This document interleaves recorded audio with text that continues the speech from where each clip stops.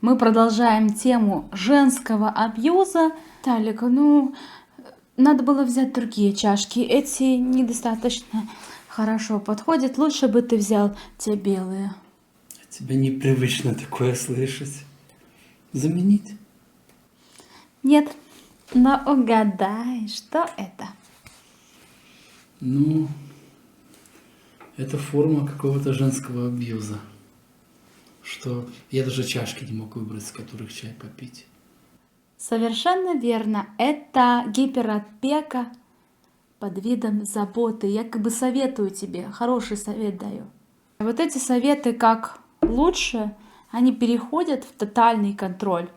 Жертва при этом чувствует себя неприятно. Теряет ощущение свободы и личной значимости, что ты, как ты и сказал, что ты даже не можешь выбрать чашку.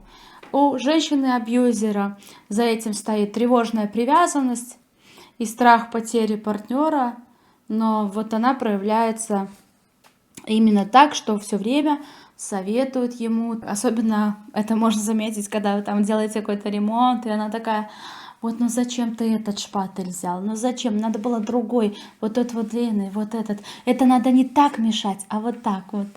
И просто, что бы ты ни делал, миллион комментариев по поводу того, как это надо было сделать.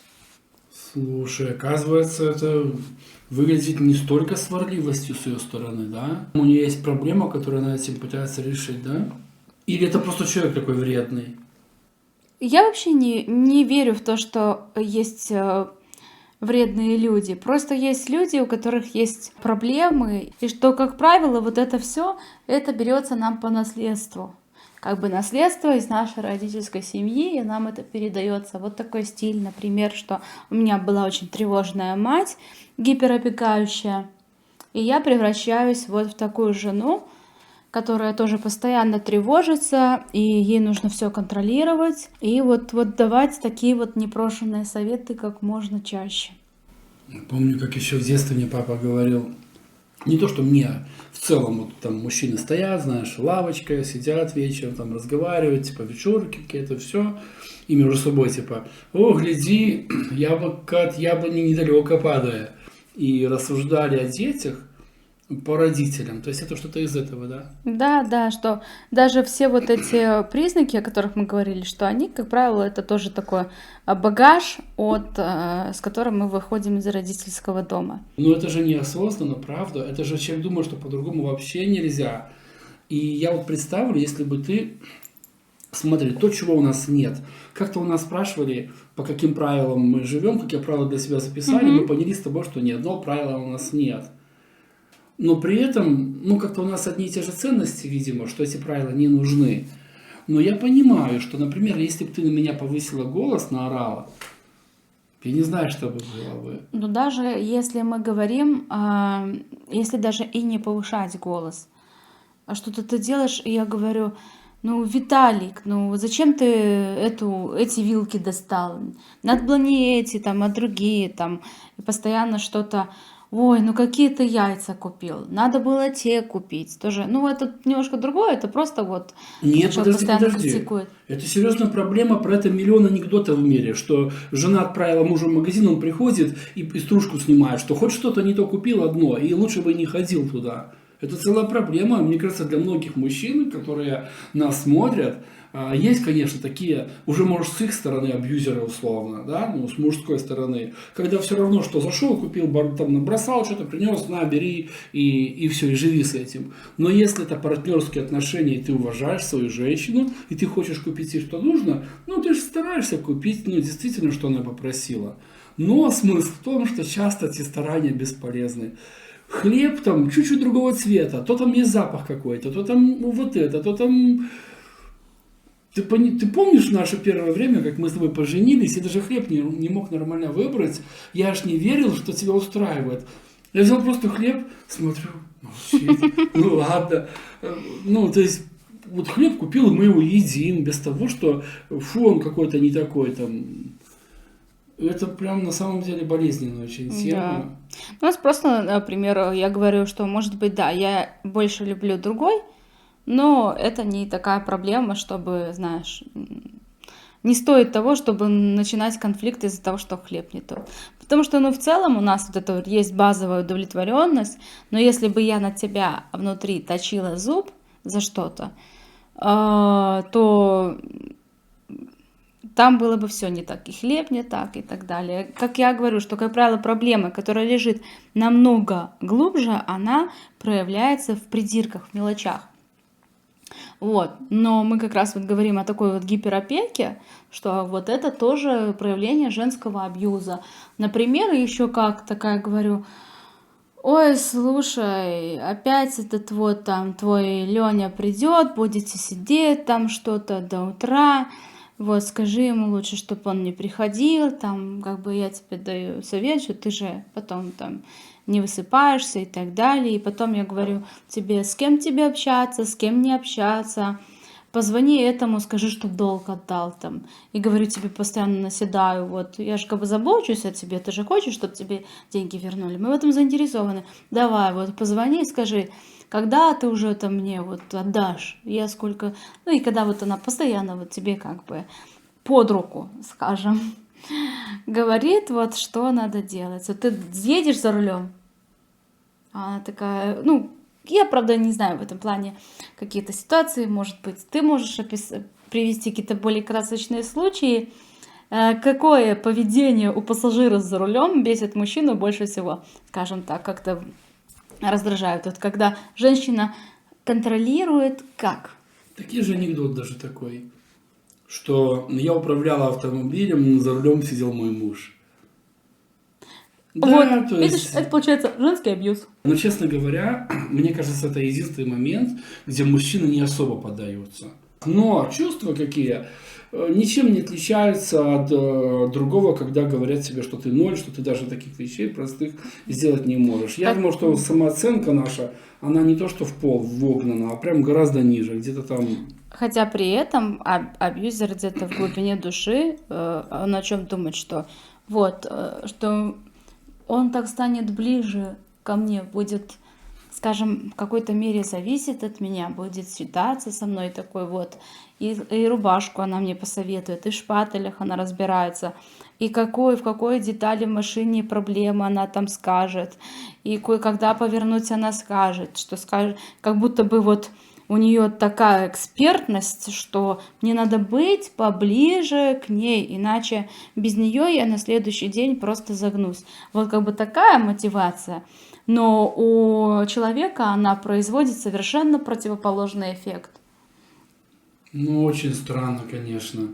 Это как бы наоборот даже. Наоборот, я заметила твое поведение, что ты в чем-то даже разбираешься, может быть, лучше меня в некоторых моментах, но ты делаешь вид, что ну как бы нет, что вот ты типа, ну то есть ты, я говорил тебе просто, что ты смиренный лев, да, какие у тебя огромные ресурсы, зрелость, глубина, объем, но ты при этом позволяешь мне чувствовать себя мужчиной рядом с тобой. Хотя по факту, ну, понимая какая-то внутри, я не скажу, что знаю, потому что я ни разу не столкнулся с твоей силой этой в реальной жизни.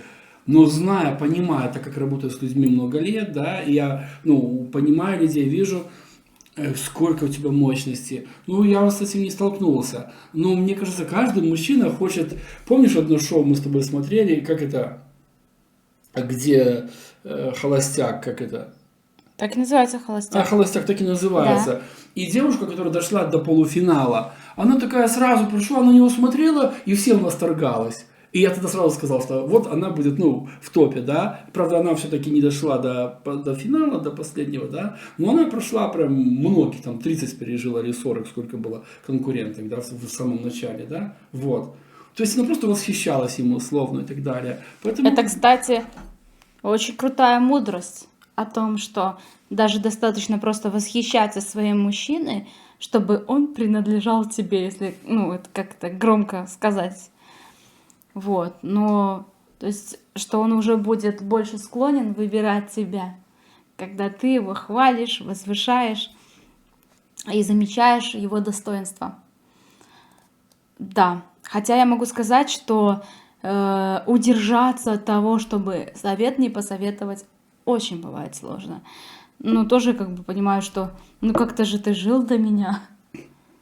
Вот, и, ну, наверное, мы в этом плане тоже, что так очень аккуратно, ты мне иногда там спрашиваешь, вот мы куда-то собираемся, там, как подобрать вот лук, чтобы мы подходили друг к другу, там, вот, какую рубашку лучше надеть, там, что-то такое.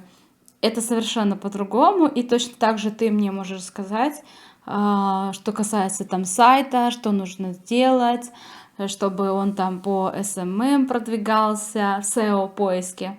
Вот эти слова для SEO-поиска я уже теперь их подвыучила, уже понимаю.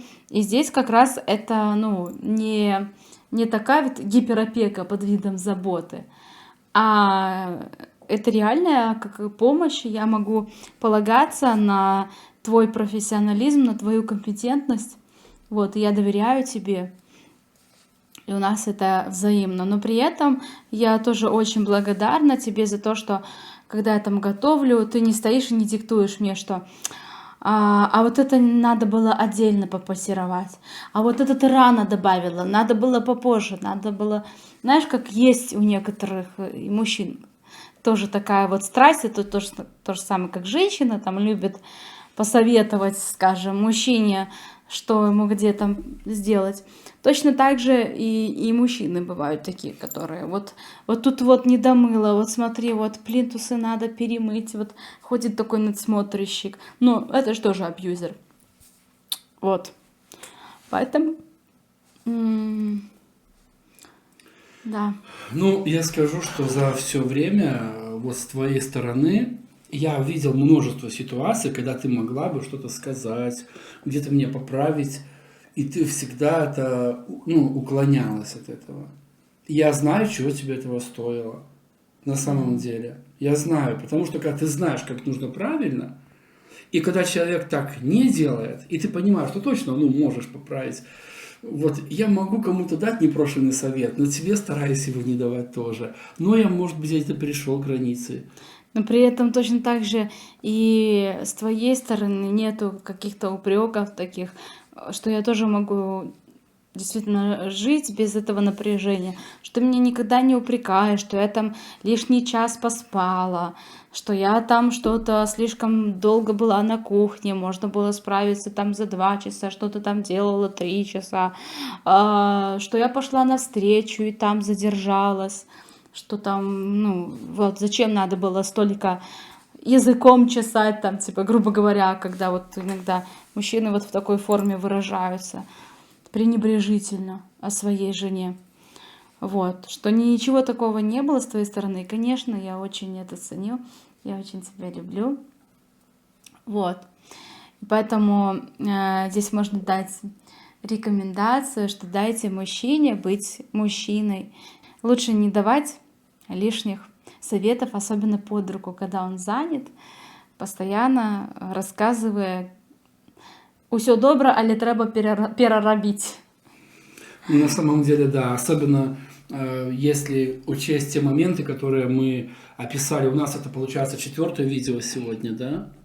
Да, 5-е. или 5-е видео даже у нас, вы можете посмотреть либо этот плейлист, либо по ссылочке внизу мы закрепим, либо вверху ссылку на плейлист, наверное, оставлю, да, вот здесь прям.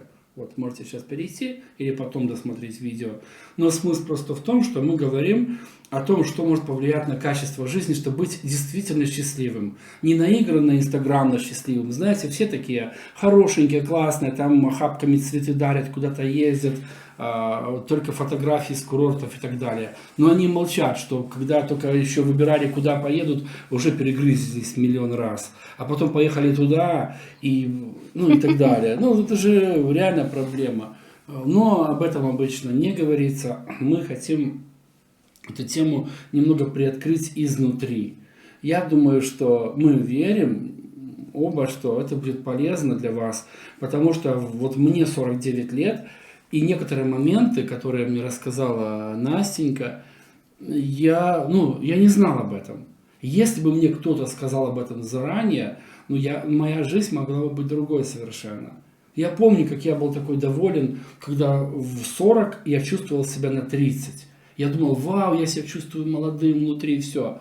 А потом я узнал, что ты себя в 40 чувствуешь на 30, когда ты ребенок, когда у тебя нет ответственности, взрослости. И поэтому ты ищешь мамочку, ищешь каких-то, чтобы тебя позаботились, тебя все должны, тебя должны опекать, потому что тебе же 30 или 20.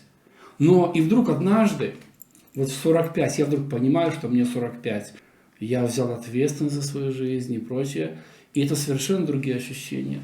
Поэтому, когда вы что-то узнаете новое, и вам это интересно, пробуйте применять в своей жизни. И вот в плане гиперопеки, когда о вас так сильно заботится ваша жена,